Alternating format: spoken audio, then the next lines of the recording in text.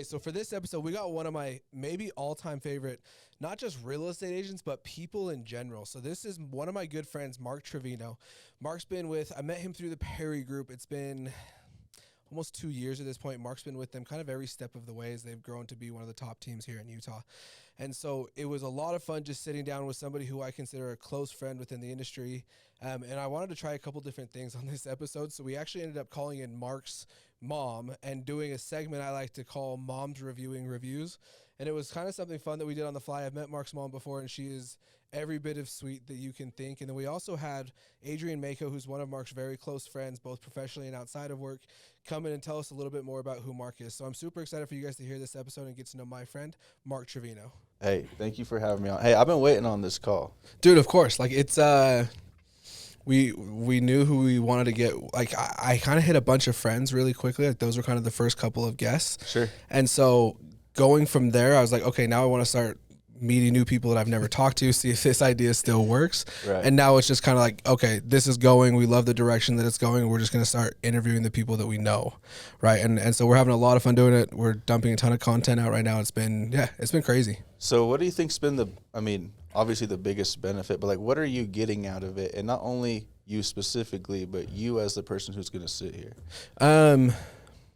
So content creation for me, like the direction that it's kind of taken me, I would say is like I had to create something that was generating content, but I don't know how to cut. I don't know how to edit. I don't know how to, so I had to put a couple of things like into place, which is why you see the setup that you do, because that's the only way that I can kind of go down this road of like, I have to have all of these things in place because I don't know how to edit. I don't know how to cut. I don't know how to do those things. So we kind of built it with that in mind. And it's been a lot of fun just to try to create as much value as we can for our guests, which is, I don't think there's a ton of podcasts that like that's their goal, but our goal is genuinely to help you sell more houses.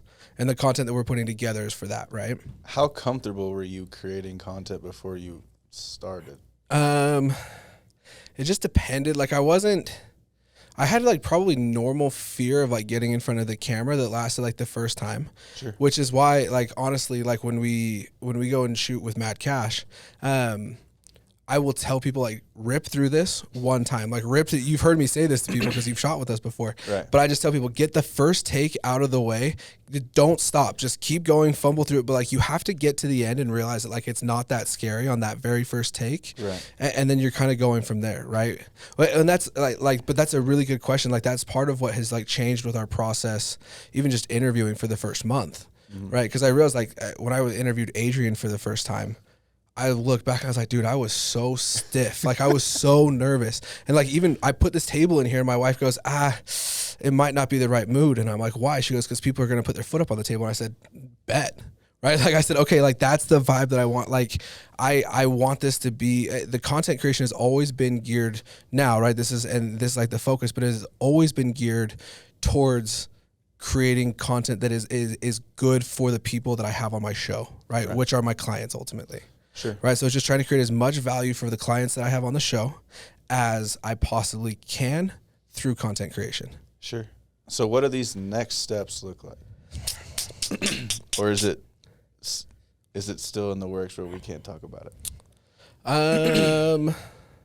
There's a couple of things in the works that are a lot of fun. We've had brands and we've had a couple of different people reach out to us, and the direction that we're taking with at some point doing advertising is that they're going to be somehow involved with the show. Like there's not going to be a way for us just to like, I'm not going to sit here and read a 4-minute script about why you're as great as you are. But if you want to come in, sit down with us, we got an extra seat, come in, get uncomfortable, like, but I might ask you a hard question. Like we're going to have some honest conversations, but the goal with that is bringing on brands that we believe in within the real estate community, right? Like if you know a good title, like just vouching for different people in the industry that we would say, hey, even if you don't buy a house from us, these are still a great resource for you. Like those are the brands that I want to work with and help create content for them as well. So if you've ever wanted to advertise, now's a great time. Yeah. I mean, I think it's when you look at everything that's going on, it's just kind of like your drip campaigns. Yeah. Right? I mean, you're just able to touch everyone just to let them know without asking, hey, you looking to buy or sell a house, or hey, remember me over here. It's just like, oh, yeah, like that. There's Mark. Well, yeah, and I think that's what's been a lot of fun about focusing on the social media side and the content creation side is that, like, we don't have to be in a room to have a relationship at times, right? Like you can give like very personal information. Like you can make people still feel like they're a part of your life without being there. Yeah. Right. And so that was kind of my focus with doing this, is that like you could build a relationship quickly, watch their content go, watch it kind of explode for them, and watch them get a couple thousand views on different clips that they had from our show, and kind of build that relationship and start networking that way. Yeah, I mean, isn't it also, I think it's kind of cool just to see, like, dude, people will become fans of you even if they're just peers in your industry, right? But dude, I am so stoked at like the numbers and stuff that we're getting back, like who's listening, where they're listening from. Like it has been very, very different than I thought it would be 30 days ago. Yeah. And even the people in the industry, though, like other agents will be fans of, like, hey, man, I see what you're doing. Keep doing your thing. Yeah, and it always goes back to, for us, right, is how do we create or how do we create value for the real estate agents, right? Because that's ultimately my client. And we've known each other for 3 or 4 years at this point. Yeah. And that's always like been my focus. Sure. Content creation is just like the new way of doing that for me, right? Like helping with content creation, helping create clips, helping do those things for people. Like that's me trying to create value for the people that I work with. Yeah, you're no longer like that's what this is. If you tear everything down, right, and you look at what it is, it's a lead generation tool for me, honestly. Yeah, there's genuine I feel comfortable value. saying that to you because you know that, like, yes, like I want you to help bring me buyers, right? Like, you know that's ultimately what our relationship is, right? Like if we're like just boil down to what it is, get very crystal clear on who your client is, and figure out how to spend time with them in a unique way that creates value for them, and you're off to the races. Yeah, I think it's just like a honest, like a straight value exchange, right? Like from the standpoint of, hey, if you work with me, I'm not just your agent that knows all the floor plans and the pricing, the weekly pricing over at Edge. It's like, no, I can provide you all that stuff, but I can also provide you this other side, which will reach to that much more people. So like there's a genuine value exchange compared to just, hey, are you the Edge agent that can help me get this done?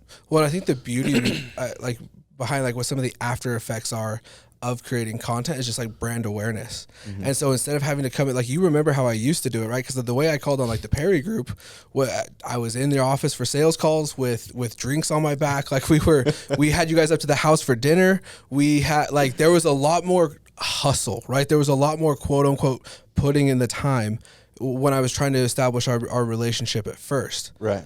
This for me though is like a unique way where I can kind of demonstrate what I do and the value that I create. And if that works for you, great. If not, like this is who I am. Like this is my goal. This is like what it will always be. Right. And content creation like allowed me to kind of show that off a little bit more. I love it. Just highlight, right? Gary Vee says document over create, right? You're not trying to create everything. You're just trying to document. Like all that I'm doing now is just documenting what I was doing 3 years ago, bringing Red Bulls into your office for cold call season. Still agents, still drinks. Yeah, it's still like, it's still, like there's still, it's funny to look back because there's still like like I still do a lot of similar things. Now it's just, you can expand that reach a little bit more. For sure.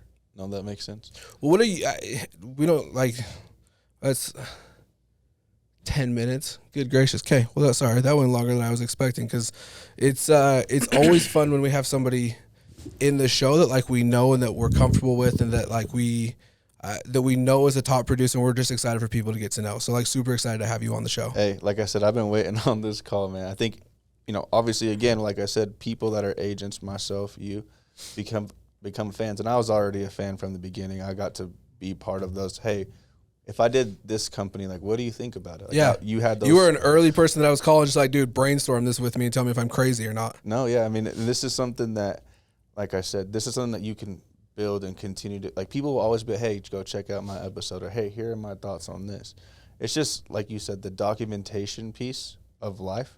I mean, you go to a concert now, if you look in front of you, everyone has their phone recording the same thing that they're watching right now. I mean, we're just in a documentation world. Yeah. It's kind of where we're at. So I think it's pretty badass. Well, you've been licensed for how long now? got my license in October of 2019 and closed my first deal of January 20. Okay. So that was quick. Yeah, it took me. Do you have any idea how many deals you've done in like those 2.5 years? Over 40 plus. Yeah. Yeah. 40. Tell us a little bit like about your team, stuff like that, because we've had a couple different people from your team on so far. Yeah, so I'm obviously with the Perry Group. We're with Real Broker now. We just made that switch over just a few months ago. I've known Michael actually for a pretty long time. So a girl I used to date was friends with his wife. And so we went on a double date, and we started talking sports immediately. And from there, we were just always been friends, like just always been super tight. So I would say that Michael's like that celebrity name that like I drop when I'm trying to like meet new real estate agents that like, I'm like, hey, like, so do you know the Perry Group? Like I do a lot of work with them. Yeah. Like, oh, like Michael? And I'm like, yeah, he's actually like my best friend and he totally answers my calls whenever I call, right? But give us like one little insight. Just this cracks me up because like you know him really, really well. Sure. What's one thing that people don't really know about Michael? I don't think. Let's go professional too. Like what would you say that like you know him on a friend level, but I let's not even get into that. Like professionally, somebody that's getting ready to work with the Perry Group, either to buy or sell or on the opposite side of a transaction. Who is it that runs the Perry Group from a professional standpoint in Michael Perry? I think the biggest thing that like maybe a lot of people don't see if you're not in our meetings is the care for everybody. It is so important to him. Yeah. There's so many examples that I could say, but I don't know if I can. I think the biggest thing is he cares about the person who just came on the team, that he wants them to be successful like some of the top producers on the team. Like he genuinely wants that for you. He's going to give you every opportunity to do that. I think he is as competitive as anyone that you'll know, especially if you're kind of hanging out outside playing doing anything athletic. But you can really see that come when he goes out and does his thing. He's always been willing for me to open up and talk about experiences, because sometimes in this business, you may not have worked with that $1 million client before, and that could be an overwhelming thing, right? So he's going to provide that insight, and if you really get the chance to get to know him, it'd be pretty fascinating to realize like how data driven he is, like how much time he spends on the MLS. Like, the amount of time that is put into his business is crazy. Exactly. Outside of just selling. Oh yeah. Yeah. I think that's like the one thing. I was having this conversation with someone earlier. I didn't really realize like what being a real estate agent meant when I started. Like I knew like we helped people buy and sell homes, but like all the detail that goes into that is one of the most unique things. And if you're doing it correctly, right, you're spending a lot of your day preparing, getting stuff out, operating on your systems, getting things ready, and then in the evenings is when you kind of go out and do your thing. You got licensed 2.5 years ago. Mm-hmm. What were you doing 3 years ago? So I was working for a private equity real estate firm here in Salt Lake. Originally from Houston? From Dallas. Dallas. Parents live in Houston now, but we're like a huge Texas family. So does your mom remember me? Yes. She's my favorite, I think. Yeah. Oh my gosh. Will you send me her phone number after this? Because I want to have her. I want to have her phone number just in case. Hey, we should have just called her. Yeah, we should have. That's our bad. Yeah, she's the best. Like my mom's phenomenal. But yeah, so when I was 12, turning 13, my dad got opportunity to be a CFO for the first time, and that was an amazing experience. So I think he kind of finessed us. He brought us out during spring break, went skiing at Deer Valley, and was like, hey, this opportunity is on the table. Would y'all like to live here? And I'm on a vacation skiing. He's asking you in Deer Valley, hey, what do you think of this? Is our new home. Yeah, never seen snow. And he's like, could you live out here? Also, when you're 12 years old, you don't hold as much weight. And anywhere that you would go on vacation, you're probably like, yeah, this is better than my boring ass house at home, right? Yeah. And so we kind of took the opportunity to move out here. So that was my first introduction to Utah in general. So graduated from Park City High School in 2013. And then what was your GPA? In high school, it's probably like a 3.85. What'd you get on the ACT? 25. Mark, good for you. I'm smarter. What'd you get? 24. I'm smarter than I look. It's kind of like what I like to say. But what do you think I got? GPA? No, I don't even remember that because that was like last thing. I was not good at school. ACT? Yeah, ACT. What do you think I got? I'm gonna give you like a. Be generously bad. I'm gonna give you a 21. Like you're in the 20s. Yeah. But if you're telling me to be generously Yeah. bad, I'm gonna assume 21. 17. And he's speechless. Like, do you think you weren't capable, or did you just not care? Like, were you genuinely, like, when you walked out that test, were you overmatched, or were you just like, I didn't even really try? Or was it just like a hard test? Dude, I don't. For you? I'm not, like, I got a 25. Yeah. Right? So let's not sit here I and don't. act I like don't that. care because I don't. I really like my opinion on school is like very fluid. Like you do what you want to do. If you're going to school as a way to spend time because you're afraid of what reality looks like, probably going to be in the exact same spot 4 years later, regardless of what your degree says. Sure. Oh, that's my mom. Well, and like I've had these conversations with a couple of these younger creators' parents, and they're like, "So like, are you anti-school?" And it's like, it's not that. No. I'm not necessarily anti-school because I had somebody that tried to sue me a couple of years ago. I was very grateful that my attorney had his license, right? And I was very grateful that he went to school for 8 years, and I was very grateful for that. And I was very grateful for the doctor that delivered my wife's babies. But helping us get these kids here, and it's like, okay, like, yes, I am grateful that all of you in the room know what you were doing, and it's not me and Mark trying to do this. Sure. Right? And so like I do think that there's a ton of value in school, but if you're going because that, I don't even know how to explain it, because like I said, it's not an anti-school. I think it's an anti-wasting time, right? Like I tried to do it, right? Like I tried to go to school. Like I enrolled. Like, okay, let's just get brutally honest. I've never even talked about this publicly, so congratulations. So I graduated high school in 2011. I went and did summer sales for. Okay, so let me back up a little bit. I barely graduated high school. Like it came down to like one or two tests, like, and me asking and begging the teachers to like hook it up, because like it wasn't because like it's not a smarts thing. It was definitely at that point like an application. Yeah, mentality. Yeah, and for me, like I really struggle going all in on something that I don't see the value in. Sure. And at the time I really didn't see the value in school, in high school. And my dad was well off, but I don't think it's that like I thought I had a safety net, right? You know, you see the way I work, like it's not a, it wasn't, I had great parents. I could play baseball. Like I had a really, really good upbringing. It wasn't an environment. It was not an environment issue. Like to me, I think it was just like and I didn't understand that about myself at the time. Otherwise I probably would have done something to find the value in it.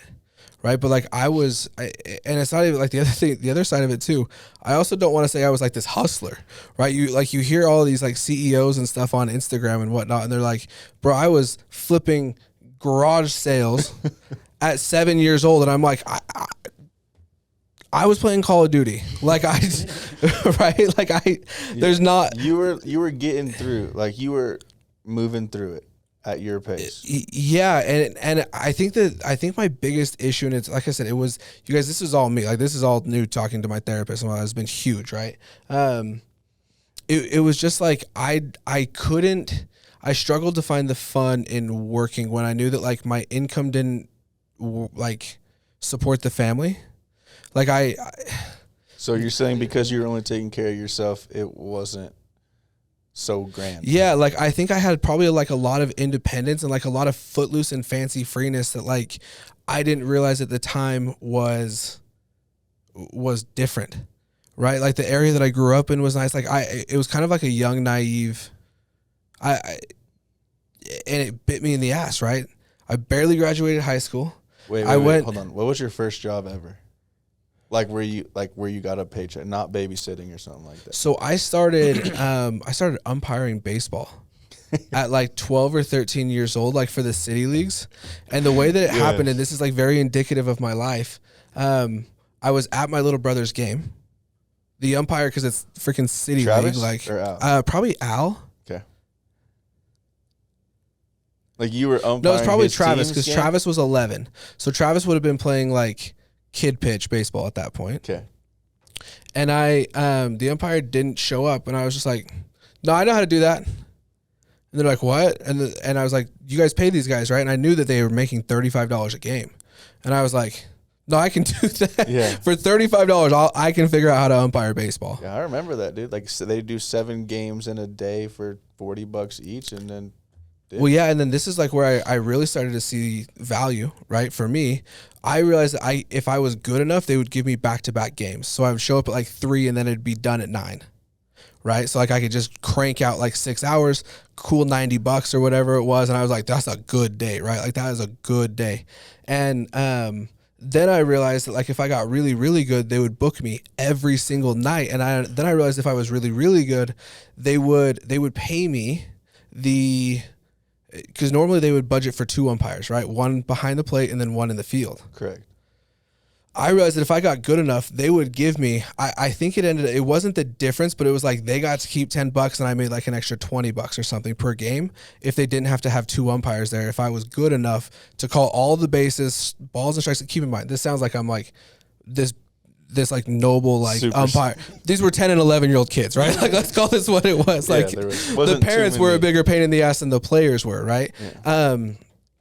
And so that was kind of like the first time where I was like, okay, like and you know my approach to this business, it has always been like I level up and get better so that you can do more. Right. So that you can be more. Sure. Right. And that was probably the first experience with that, I think. And so then I went and got a job at, dude, we're talking a shiz ton about myself. I'm sorry. Ooh, I'm realizing me and you are kind of very similar right now. Like I take one class right now to finish my associate's degree, and I failed this one class last summer already, one single class, and this summer hopefully my mom and dad don't watch this, but I'm like barely gonna pass if that, because I'm like I don't really see why I need to be doing this. I'm strictly getting a degree because it's like so that my mom feels like I'm being smart and being responsible. The first time that I realized that somebody told me they're like, C's get degrees, I was like, son of a bitch, you're right. Yeah. Like that was not a good expression for me to hear, right? You know, with this video stuff, like I'll show up 2 hours early. I'll stay till 9 because I care about it, and I'm like, this is important. You see the value in enhancing your skill set. Yeah. What I think that's my school answer, right? Is that like if you're going to school to enhance your value and to enhance your skill set, go. But if there is a way for you to enhance your skills, get better in a quicker way than spending 5 or 6 years at a school, might not be a bad option. Sure. I mean, and like it's not you can't ever go if you don't go now. Yeah. Right? It's like if you really don't know, then it might be cool just to get a job and give yourself some time to like genuinely figure that out. Yeah. And if you figure that out and you never have to go because there was opportunities in front of you, you got to take those. Well, I think that's why real estate has been so fun. Like it's been a lot of fun for me to invest time into it because I feel like it pays back multiple ways. The relationships that are gained, the financial side is unbelievable. Like there's so many. It's been a lot of fun for me, and like I love what I get to do, and I think that I create a lot of value for the people that work with me. For sure. Right. What is it about real estate that you're like, okay, you're doing private equity stuff, right? Right. And then all of a sudden you're like, okay, I want to start, and I know the answer, but we're going to go into this. You love people, I think. Like, you genuinely love getting to spend time with people. Yeah. So what was it that you were looking at? You're like, okay, I got to switch. I think it was a little bit of the type of work I was doing. I was behind the computer a lot, and, you know, you underwrite one deal, you underwrite another deal, and then once you get into, like, the hundreds, you kind of start to feel like you can identify what's going to work and what's not early. Yeah. Just like with anything, right? The more repetitions, the faster you can get to the conclusion. Yeah. And I wasn't loving having to underwrite deals that I knew that we weren't going to buy for a number of reasons, right? A lot of valid reasons, but we still needed the data. And when you're the analyst, you're the one that provides the data. And I just wasn't feel like I was getting enough of. I got a lot of the aspects of the job that I like. You probably were introduced like to the real value of real estate, right? If you're underwriting and looking at numbers and that's probably like just knowing you, right? Like I look at my time with First Colony Mortgage, I think was invaluable because it forced me to like slow down, pay attention to documents, look at numbers, look at interest rates, look at how that impacts on a purchase. Those are all things that I don't think I would have paid as much attention to in real estate because it's not like the side of it that I necessarily enjoy as much, right? Yeah. So you probably got like a firsthand experience into the value that real estate generates. Absolutely. And I think the coolest part is when I made the transition from the private equity to the residential, a lot of the skill set was able to translate as well. Like, I was still talking to brokers. I was still looking at pictures and listings. I was still kind of analyzing running comps, still trying to see like what an ARV value would be. What would an aftermarket forecast be if we held it for 3 to 5 years? Like, there's a lot of stuff that I was able to translate. Now the asset is a little bit different. The timeline with which it moves is different, but the principles are the same though. The principle, I mean, like, in order to get it done, there was still a due diligence, there was still obtaining financing, there was still a settlement. Everything was the same. You still had to have your LOI, still had to write offers. It was kind of all that same stuff. How long did you work there? I worked for that company for about 3 years because I did internships with them as well. So I did a property management internship. I was leasing apartments. So I thought that was really phenomenal to see operationally what happened. Like, you were selling the leases? Like, people go into the lease office and you're sitting there saying, hey, I'm Mark. Yeah, let me show you the 2-bed with Yeah, okay. So I was doing that. Were you good at it? I was good enough to talk to people and make people comfortable enough. I'm not the guy that like probably gets a client and closes them extremely quick. I think my philosophy is kind of always, look, I understand this is like a big thing. And my real estate joke is, look, this isn't Target, right? We can't return it if like we don't like it. And so I'm a fairly patient guy, which I think has maybe hurt me a little bit, but I also think it's probably my biggest strength is that I'm willing to be patient. But I also don't feel like of any home that I've ever helped someone buy or sell that like they bought a home that they shouldn't have bought. Like, it was always kind of one that there was no buyer's remorse. And like they ended up in like the right place for the right situation, right? From like what we started out to accomplish to versus like what we ended up getting them. The location has been different from where we originally thought sometimes, but like what they were looking for and why they were looking for it, we've always kind of been able to accomplish that. So what does that process look like for you to like actually break that down with them? Are you going back to your leasing days, or are you going back to like understanding where the emotion is at and why they're moving and where they're moving to? See, I think at the beginning of my career, I come from that accounting background. Yeah. Right? I have an accounting degree. From the University of Redlands in Southern California. Because I went there to play baseball initially, but then that's when I had the shoulder surgery and kind of just didn't come back from that the way I wanted to. But I ended up graduating from there. In real estate, right, you know, in real estate school, they teach you about like what the definitions are and what things mean, but they don't necessarily always hit on like what it's like once you're going. Just like college, like we were talking about before, like when you take the test and you get your degree and all that stuff, but then you go work for a Big Four accounting firm, that's all different than what you were doing in class. Same thing applied to here. So I think where that comes from is just, I used to think that going into every home, all I ever heard about negotiating real estate was probably what everyone else is here is go below the list price, never pay the list price. Like if you do that, you're getting taken advantage of. It almost sounds like baseball superstitions at times. Like with people's like with some of the stuff that they feel like they have to do before an offer or don't do before an offer. Like hey, my dad's one of them. Yeah. Right. Like he will not tell you like until a full contract is signed. He will. I have tried for years. Like he's like, hey, I'm like, what's up? He's like, hey, we got a new piece we're negotiating on. And I'm like, well, why the hell are you even telling me? Because you're not going to tell me where it is. You're not going to tell me what it is. Because he's like, do you know the Michael Scott quote? Do you watch The Office at all? Of course. When he goes, I'm not superstitious, but I am a little stitious. I gave that line to my dad, and he's like, yeah, like just like how all of us felt when he said that. You're like, ha ha.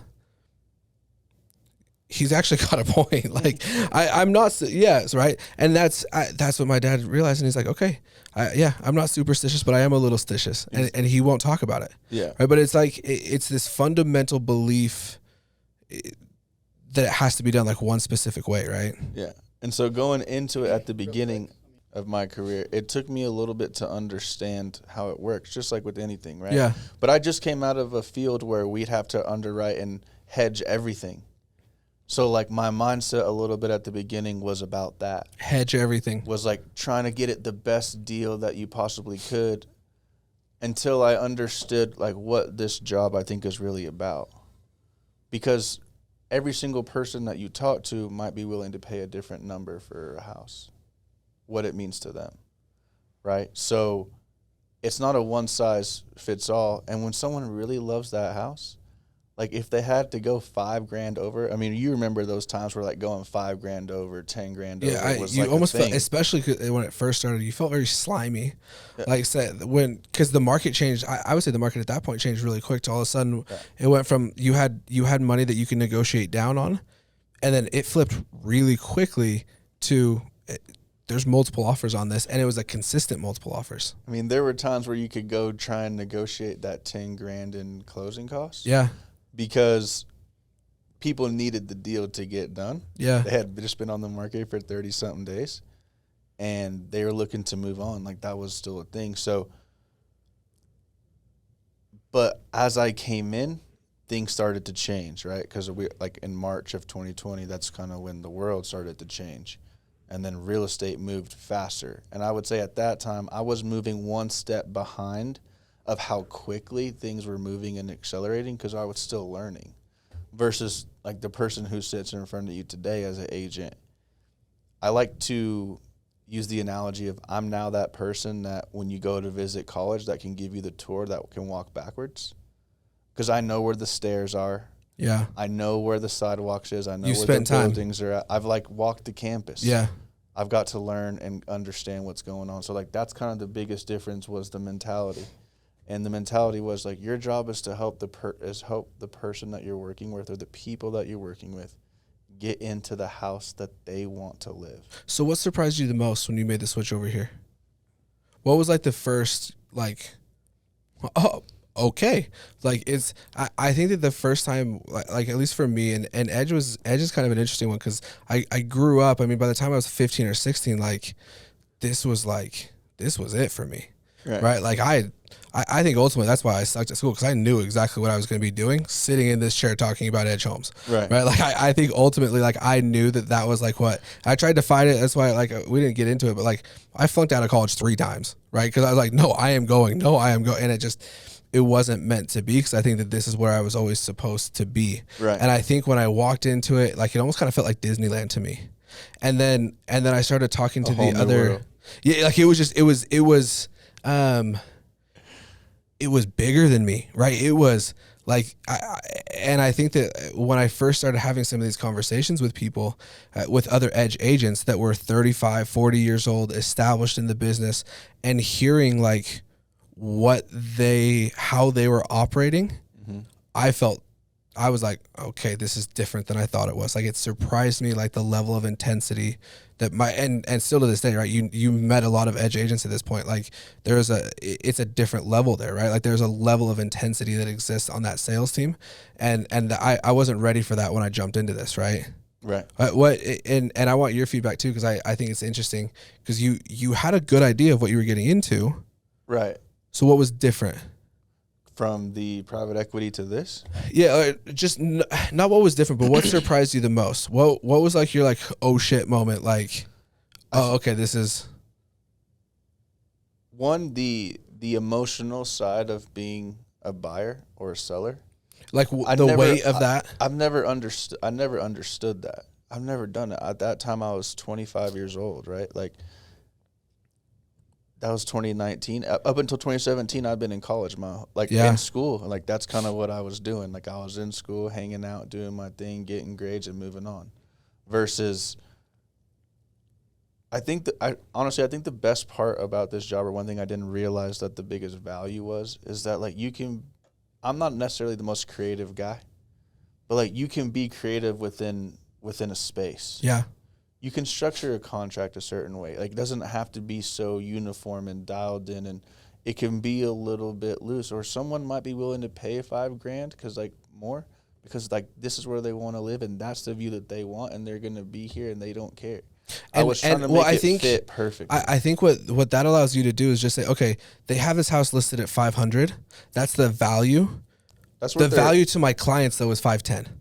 The value to my clients for this specific house is 520. Yeah. I know that because I took the time with them, right? And then like now being on this side of the table, you start to realize like you might list that house at 500, but the value of the house is actually 525. Yeah. But you put it to the market at 500 for a specific reason. I think in my mind, conceptually, it was always like what they listed at was like the top value that they're trying to get, right? Because you hear everyone's trying to get top and I think that's like what switched for a year and a half was that market value was less than what the value to buyers was at times, right? Mm-hmm. And it was like the first time that, at least in my career, that I had seen it. And I think some people just honestly saw it as like a leverage play. I think people just seeing like the value in money. Yeah. Right? I mean, when the rates are at 3%, some people are like, wait a minute, like, let me go try and get something better than this is my opportunity to go. You're going to need to unlock that for him. We got a guest coming on. Oh, yeah. We got Adrian Big Papa Maco. He's the man. First returning guest to the podcast. He's going to come and sit in the seat. A little bit of background whenever he decides to poke his head in. So a little bit of background. We got Adrian. He was our second guest ever that we had on the show. And I want to, now that we have this third seat, I'm kind of in like an experimental phase where I'm trying to figure out exactly how I want to use it. And I'm like, you know what? Damn it, it's my show. I'm going to try out a couple of different things until I figure out what I want. So my idea is this for anybody that's listening at home. Mark and Adrian have worked very closely for the last 2 years, I would say, shoulder to shoulder, kind of helping the Perry Group go from being 5 or 6 agents in an office with Michael and Jack leading discussions once a week, right, to 60 to 65 agents that are on pace for 750 to like you guys have absolutely crushed some numbers, built an unbelievable team really quickly. And I know that you two have been integral parts of that. And so we wanted to bring Adrian back on just to kind of talk through, because we're going to transition just a little bit and we're going to get specific into what Mark's business looks like. And we touched on it a little bit. But I think what makes Mark so unique is his ability to like emotionally connect with people and make it and help them see what's important to them, see what's not, and kind of go from there in almost an elimination process. Right. Through like the numbers are important, and I think that's where his background is important for him. Mm-hmm. But ultimately, it's about what does this purchase or what does this sale do for you? Right. Personally, on an emotional level. Can I interrupt and tell one story? I already know. 100%. So what story he's gonna? So before we start, since we have, Adrian's been one of my best friends in real. Like it started off as real estate, but then it's obviously kind of transitioned into just one of my friends. But you joined the team how long ago? 2 years, right? It's been 2 years now. I was gonna say because like that's right when you and I met too. Yeah, exactly. Yeah, we're all Yeah, I would say that I'm probably someone who like knows a lot of people, like who I actually hang out with and stuff is kind of, that circle's pretty small. Yeah. And so I feel like in every like great friendship, right, there's always like that one time or experience that just elevates the friendship. Like you kind of just become like more boys after that. Maybe. This is a kids show. Keep in mind we Maddie and Cash tune in. This is just a PG story. This story basically just speaks to what you said. Mark is really good at connecting with people. Me and Mark, we became friends like pretty instantly. And in less than a year, this story happened. So I'll let you tell it. Before we get into that, will you turn your label just a little bit more towards the camera? We'd like to give a quick shout out to Liquid. I'm just kidding. Okay, story time. So, I got an invitation to Adrian's wedding, but this is a year in? Less than a year. Less than a year. Okay. When did you officially join? August 2020. 2020. Yeah. And then you got married in which month? March 2021. Yeah, so like literally a pretty quick turnaround. Good wedding. Yeah, great wedding. Great wedding. I sat next to your grandparents? Parents. Yeah, they were cool. Yeah, it was dope. It was a beautiful wedding. Food was good. Had a really good time. So I'm invited to the wedding, like everything's cool, and then one day we have a meeting. Right. This is before the wedding. How soon before the wedding? A week. Okay. A week before. And he comes up to me. It's like 4:00, right? Like 4:00 on like a Wednesday. This is a group meeting, or this is just like you two, like a TPG type meeting. And all of a sudden, I pull him aside. He pulls me aside and it goes, "Hey, we had a spot open up for my bachelor party. Would you like to come?"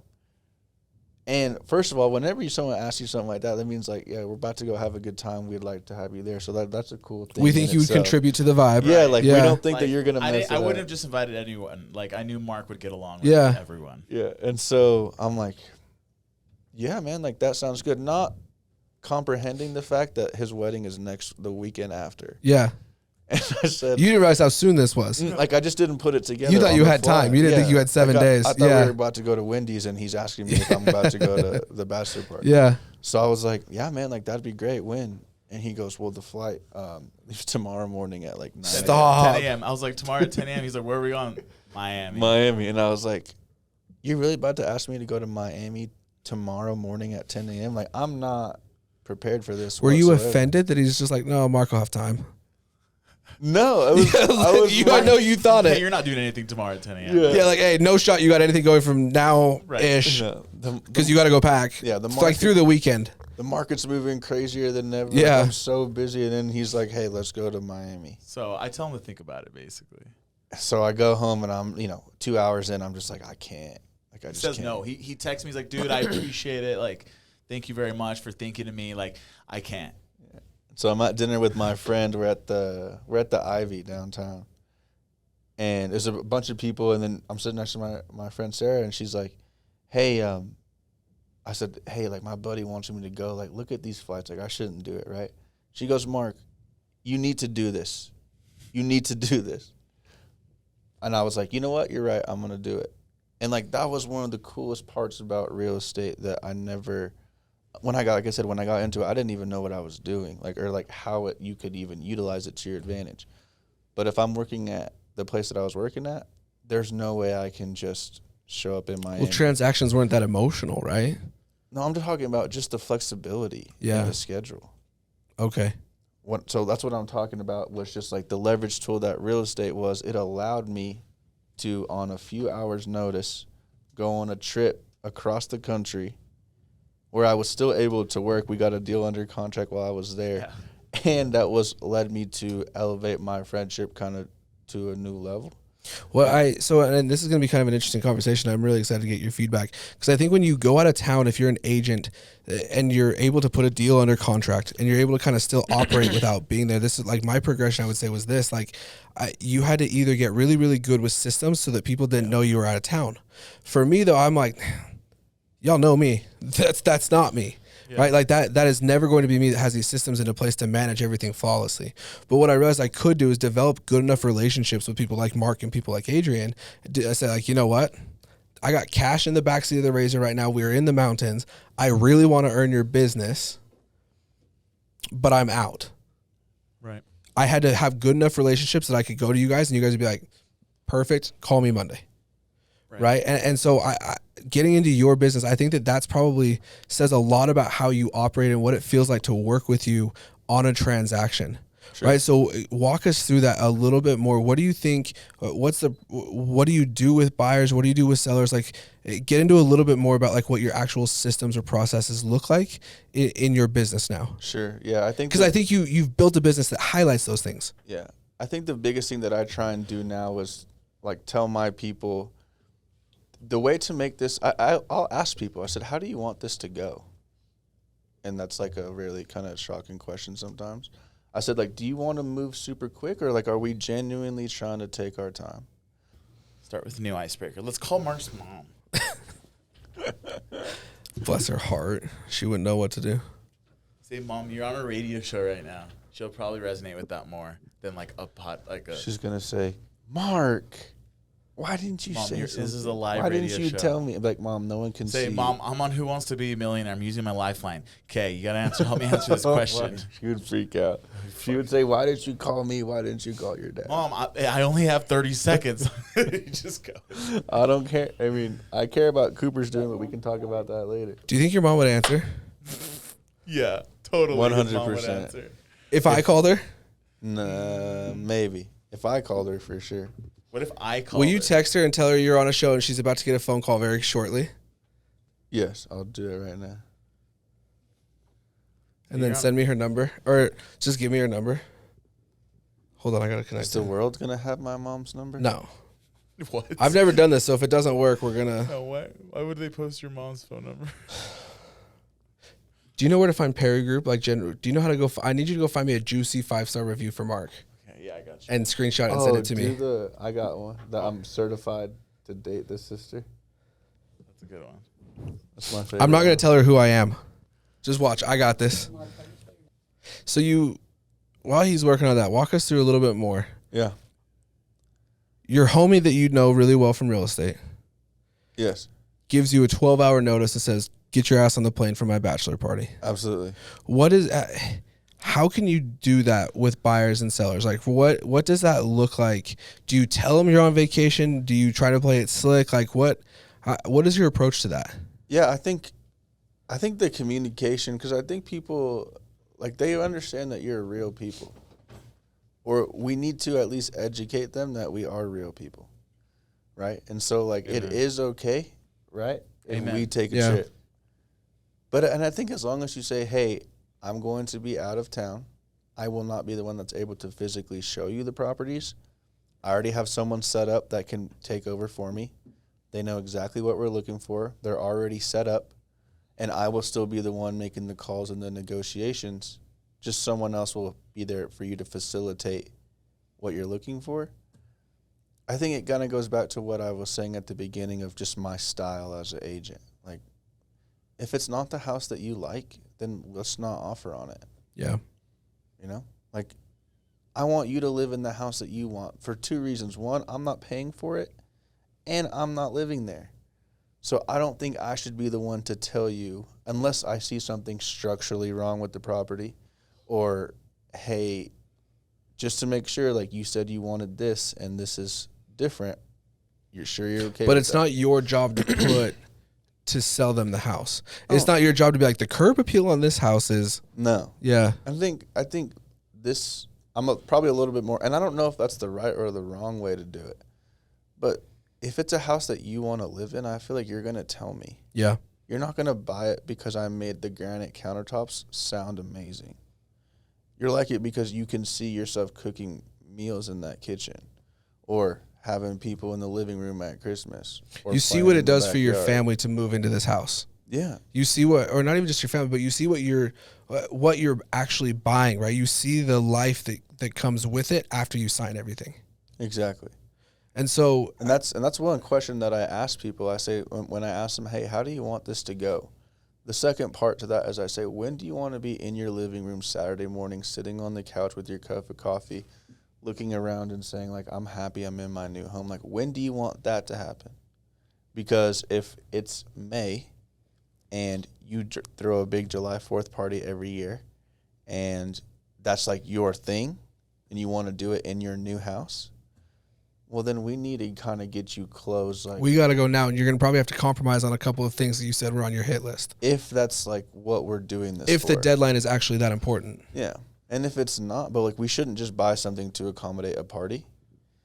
But if we find something that hits what you're looking for and can accommodate the timeline that you want, because that even goes down to like the pre-approval process, right? How long those pre-approvals last. Do you set boundaries with buyers and sellers? Like, this is something that I struggled with really early on. Like, I wanted it so that and we talked a little bit about this, but I wanted it so that if you guys ever reached out, you felt like I was always working if you were. Like, that was like my thing, which was great if you're working with one other person. But when you have a whole bunch of people that call you at all hours of the night, my life became not my own really, really quickly. Yeah. And it took a lot of focused, concentrated effort to get comfortable enough, good enough to not stress my phone like if it's 6:30 or 7 and I'm spending time with the kids, right?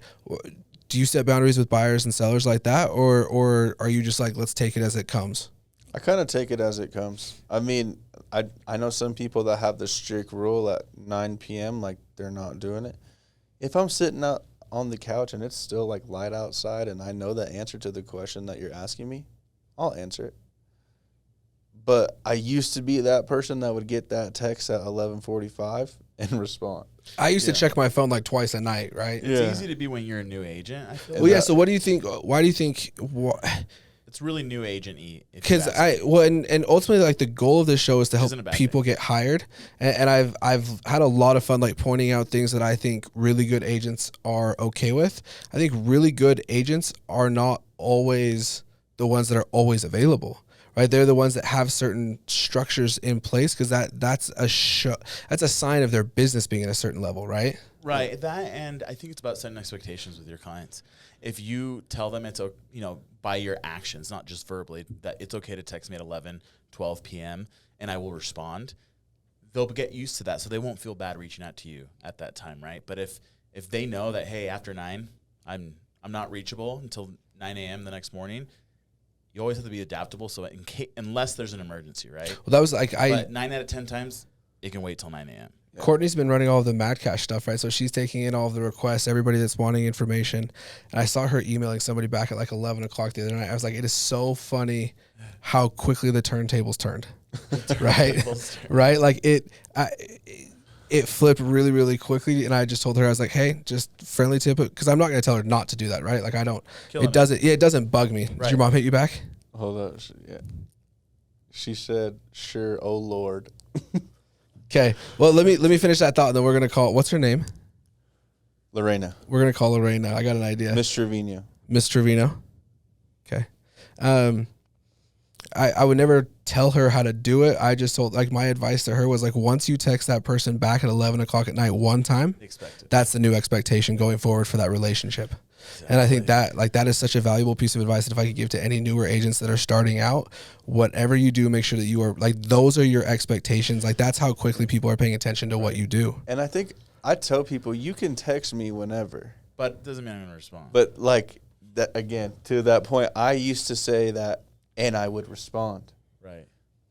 Now I just tell people, you can text me whenever. Like, you can always reach out. But if you're asking me to run comps for you at midnight, hard pass. I can also get you that same information before you do anything else with it at 7:30. Send me your mom's number. Yeah. Can you hear that? Yeah. Can you guys hear it?